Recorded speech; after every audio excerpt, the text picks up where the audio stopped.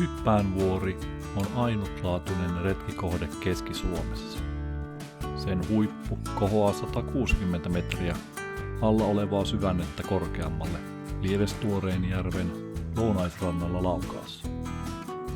Hyppäänvuoren kallioilta avautuvat upeat maisemat Lievestuoreenjärven selälle ja saariin sekä ympäröivään metsämaisemaan.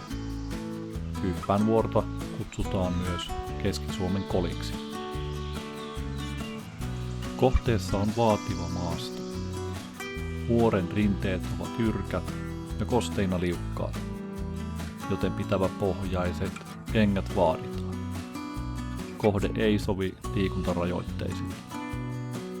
Kunnioita alueen herkkää luontoa ja kulje polkuja pitkin kasvillisuuden ja sammaleisten rinteiden säästämiseksi.